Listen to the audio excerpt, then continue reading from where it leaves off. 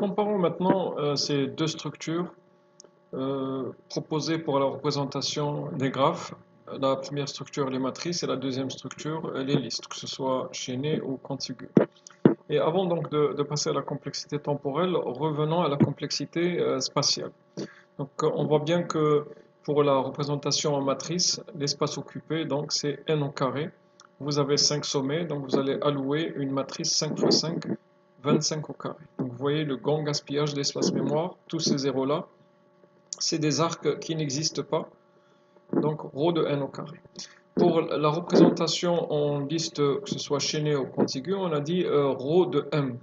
Donc là, bien sûr, si vous comptez, vous allez trouver que c'est beaucoup plus que m. Ici, m, je rappelle, est égal à 6. Mais en fait, j'ai pas dit m, j'ai dit ρ de m. Donc là, si vous voyez le nombre de blocs qui ont été créés, nous avons 6. C'est vrai que chaque bloc prend 2 cases, donc nous avons 12. En général, nous avons donc 2 m. Et en plus de ces 2 m là, nous avons aussi ce tableau-là qui contient autant de cases que le nombre de sommets. Donc en réalité, c'est pas m, c'est n plus 2m. Et si le graphe est évalué, ça fait n plus 3m. Mais vous savez, dans la théorie de la complexité, on néglige les constantes. Donc 3m ou 2m, c'est pareil que ρ de m. Et même le nombre de sommets, je l'ai déjà dit, on néglige le nombre de sommets devant le nombre d'arcs. En réalité, bien sûr, dans la théorie de la complexité, c'est théorique. Donc n plus 2m, c'est ρ de m. Donc pareil ici, la complexité spatiale des listes, c'est ρ de m, et la complexité spatiale des matrices, c'est ρ de n au carré. Et là aussi, m est beaucoup plus inférieur que n au carré lorsqu'on a affaire à des graphes de très grande taille. Voici donc la comparaison en matière de complexité spatiale, et ce sont les listes qui l'emportent bien évidemment. Passons maintenant à la complexité temporelle, et on va donc imaginer des algorithmes classiques, l'algorithme de recherche de successeurs, de prédécesseurs, et on va essayer donc de voir la complexité pour chaque structure. Commençons par la structure de matrice. Si on veut donc connaître les successeurs d'un sommet, je vous donne par exemple le x2, le numéro 2, on n'a qu'à parcourir donc cette ligne-là. Donc je fixe le x qui est donné, et donc on fait un parcours, et vous obtenez donc le code source suivant. On va parcourir i allant de 1 à n. Ici, le i il est en train de se balader au niveau des colonnes. Donc c'est pour cela qu'on le met ici. Et le x il est fixé, il est donné par l'utilisateur. Lorsqu'on trouve que la case est égale à 1 ou bien un différent de 0, donc surtout si le graphe est évalué, dans ce cas-là, on n'affiche pas la valeur, mais on affiche le i, c'est-à-dire l'indice qui est en train de se déplacer ici. Donc lorsque je trouve 1, je dis que le successeur de 2 c'est 1, et le successeur de 2 c'est aussi 3, comme on le voit. Maintenant, si le sommet n'a pas de successeur, bien sûr, on est obligé de faire toute la boucle à la recherche d'une valeur qui est égale à 1. Et si on ne trouve pas, donc on ne va rien afficher. On va donc comprendre que ce sommet-là n'a pas de successeur. Pour les prédécesseurs, c'est pareil. Il suffit juste de, cette fois-ci, voyager au niveau des colonnes. Donc pour cela, on inverse. Il faut que le i parcourt les lignes. Donc là, nous allons faire une boucle qui va parcourir toute une colonne. On fixe le x, ici le x il est donné, par exemple le numéro 3, et à chaque fois on trouve une valeur 1 ou bien une valeur différente de 0, on affiche le i qui est cette fois-ci ici. Et donc on affiche, et donc on connaîtra quels sont les sommets qui sont prédécesseurs du sommet donné x. La complexité ici temporelle, c'est clair, pour les deux programmes, ou les deux algorithmes, la complexité c'est ρ de n. Maintenant pour les listes d'adjacence. Pour trouver les successeurs, on commence par les listes d'adjacence contiguës.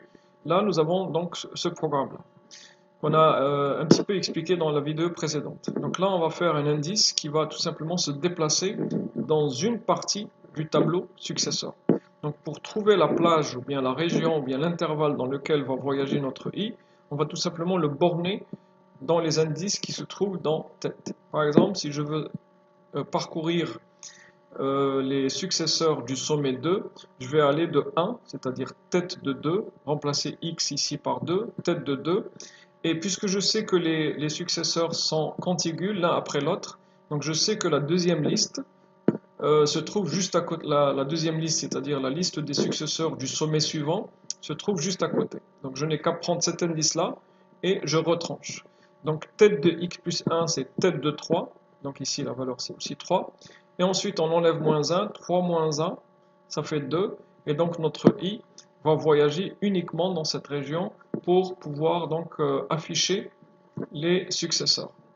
Donc ici, on ne va pas afficher i comme ici, on va afficher successeur de i parce que je rappelle, dans cette structure, les sommets, les successeurs sont stockés à l'intérieur du tableau. Donc dans le premier tableau, voici les sommets et ça c'est des indices. Et dans le deuxième tableau successeur, c'est le contraire. Ça c'est des indices et ça c'est des successeurs, c'est des sommets. Donc on va afficher successeur de i. Et donc on va voir sur écran le 1 et le 3.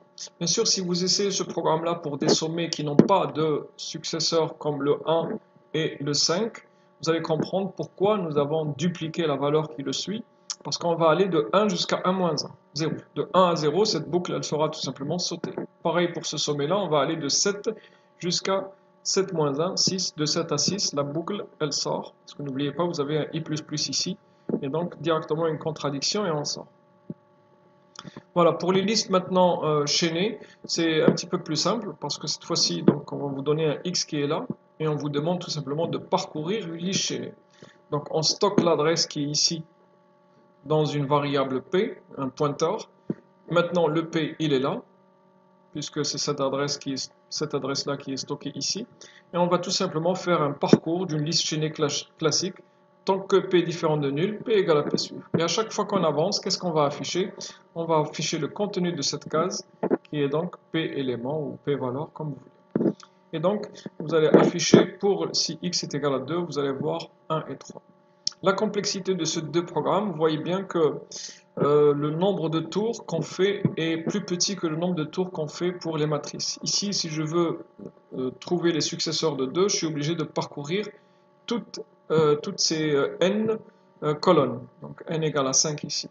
Même si un sommet n'a pas de successeur, on est obligé de faire un parcours pour chercher un 1 parce qu'on ne le sait pas. Alors que ici nous avons nul, c'est-à-dire si je veux exécuter ce programme-là pour x est égal à 1, directement il va sortir, ici c'est pareil, parce qu'il va directement savoir qu'il n'y a pas de successeur. Donc on voit bien que ce programme-là est plus rapide. Le nombre de tours ici, bien sûr, dépend du nombre de successeurs.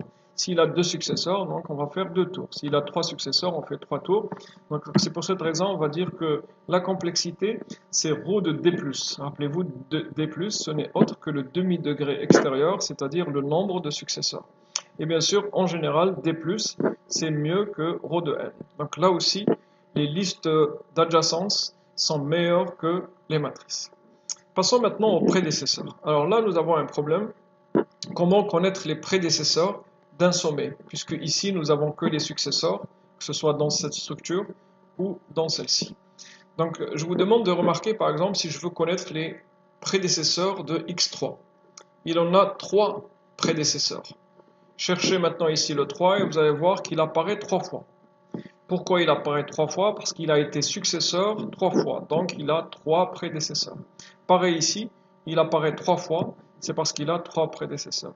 Si on prend par exemple le x2, il n'a pas de prédécesseur. Vous allez le chercher ici, vous n'allez pas le trouver. Et pareil ici, si vous cherchez le 2, vous ne le trouvez pas. Donc c'est pour cette raison, si on veut connaître les prédécesseurs d'un sommet, on est obligé de parcourir toute cette structure-là. Donc tous ces blocs-là. Et le nombre de ces blocs-là, rappelez-vous, c'est tout simplement m, le nombre d'arcs.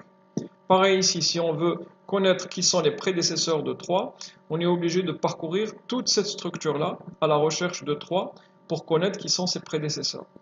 Et donc, le nombre de tours, ça sera ρ de m. Donc on vérifiera rapidement que la complexité, ici on va trouver ρ de m.